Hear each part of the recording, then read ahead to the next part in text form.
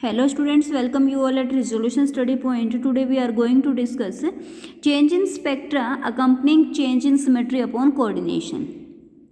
अब देखिए, हमने जो प्रीवियस लेक्चर डिस्कस किया था उसमें हमने ये डिस्कस किया था कि जब कोऑर्डिनेशन होता है तो कैसे फ्रीक्वेंसी में चेंज आता है. हमने बात की थी अमाइड्स के रिगार्डिंग. अमाइड में हमने बोला था कि जो CO फ्रीक्वेंसी आती है वो 1662 पर आएगी, जबकि अगर हम एसीटोन की बात करें तो CO फ्रीक्वेंसी आपको कहाँ पर मिलती है, 1715 के ऊपर.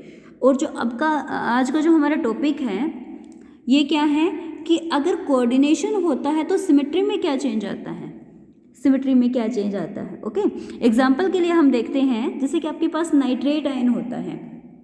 किसकी एग्जाम्पल हमने लिया, नाइट्रेट आयन का. नाइट्रेट आयन, अगर फ्री नाइट्रेट आयन की बात करें तो इसके अंदर D3 सिमेट्री होती है, लेकिन जब नाइट्रेट का कोई भी एक ऑक्सीजन कोऑर्डिनेट कर लेता है तो सिमेट्री चेंज हो जाएगी C2V में. तो ये क्या हो गया है, सिमेट्री में चेंज. और इस सिमेट्री में चेंज होने की वजह से क्या होगा, जब ये फ्री नाइट्रेट आयन प्रेजेंट था तो आपको सिंगल बैंड मिलता IR फ्रीक्वेंसीज का, लेकिन जब इसका सिमेट्री चेंज हो गई है, ये C2V में चला गया है, तो अब आपको दो डिफरेंट बैंड मिलेंगे जो होंगे 1460 और 1280 सेंटीमीटर इनवर्स के. एग्जाम्पल के लिए देखिए, करते हैं कि इसकी सिमेट्री कैसे चेंज होती है. नाइट्रेट की बात करते हैं. अगर हम नाइट्रेट आयन की बात करें तो आपको पता है कि जो नाइट्रेट आयन होता है ये क्या होता है, NO3 नेगेटिव. NO3 नेगेटिव होता है और इसकी जो ज्योमेट्री होती है ये ट्राइगोनल प्लेनर होती है. जब आप इसके हाइब्रिडाइजेशन निकालोगे तो हाइब्रिडाइजेशन आएगी sp2. ये अगर ट्राइगोनल प्लेनर मॉलिक्यूल है तो तीनों के तीनों बॉन्ड लेंथ इक्वल होती हैं और एक ट्रायंगल के अबाउट होते हैं, साथ में नेगेटिव चार्ज होता है. तो अब देखिए, जो नाइट्रेट आयन है ये बिल्कुल वैसे ही ज्योमेट्री रखता है जैसे कि BCl3 मॉलिक्यूल रखता है. और BCl3 के लिए हमने सारे सिमेट्री एलिमेंट्स को डिस्कस किया था कि BCl3 में C3 एलिमेंट प्रेजेंट होता है, तो यहाँ पर भी आपका C3 एक्सिस प्रेजेंट होगी जो नाइट्रोजन से पास करेगी. C3 के साथ साथ 3 यहाँ से C2 भी पास करेंगी, जो एक ऑक्सीजन नाइट्रोजन से पास होती जाएगी. साथ में यहाँ पर 3 सिग्मा V भी होंगी और एक सिग्मा H भी होगा. तो यहाँ से अगर हम बात करें तो यहाँ पर आपको पॉइंट ग्रुप मिल जाएगा D3H. किसके लिए, नाइट्रेट के लिए. लेकिन अब ये नाइट्रेट कब है, जब ये फ्रीली एग्जिस्ट कर रहा हो. फ्रीली एग्जिस्ट कर रहा हो का मतलब है जैसे कि सोडियम नाइट्रेट में प्रेजेंट है. सोडियम नाइट्रेट में आयनिक स्पीशीज है तो फ्री ही तो प्रेजेंट है.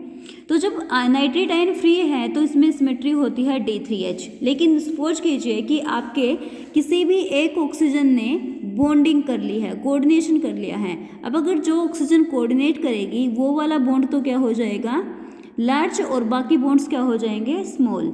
अब अगर तीनों की बॉन्ड लेंथ इक्वल नहीं है तो यहाँ पर C3 एक्सिस भी एग्जिस्ट नहीं करेगी. अब सिर्फ और सिर्फ इसमें क्या होगा, C2 होगा.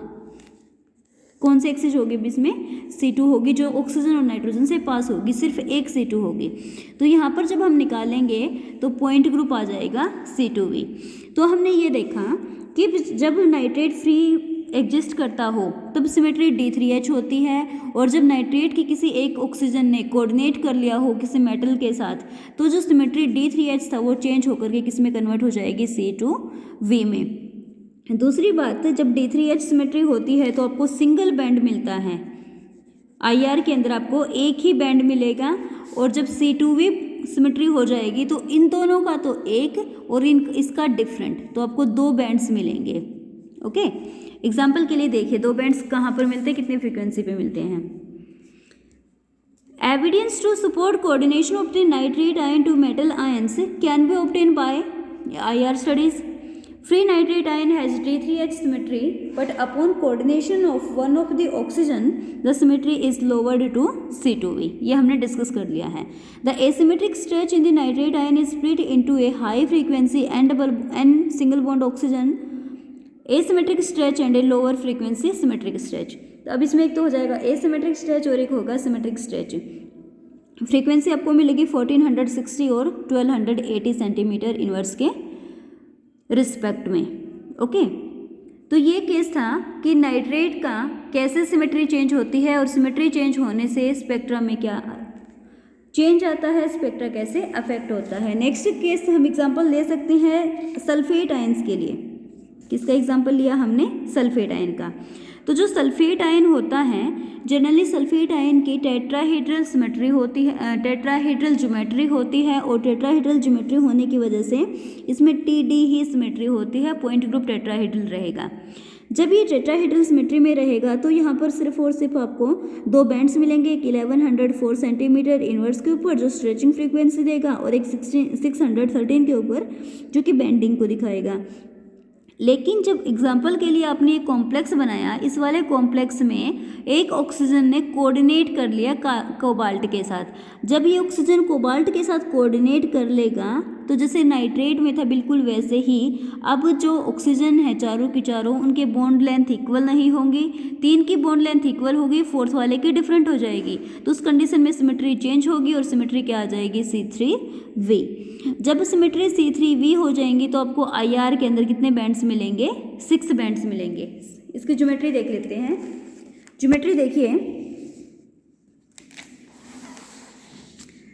ज्योमेट्री के लिए सल्फेट है आपके पास, आयन क्या है? Sulphate SO4 2 negative. सल्फेट हमने कहा टेट्राहेड्रल मॉलिक्यूल है, टेट्राहेड्रल ज्योमेट्री होती है, तो S डबल बॉन्ड बना लेना, मैं इसमें डायरेक्ट सिंगल बॉन्ड से दिखा रही हूँ इनको, 2 नेगेटिव।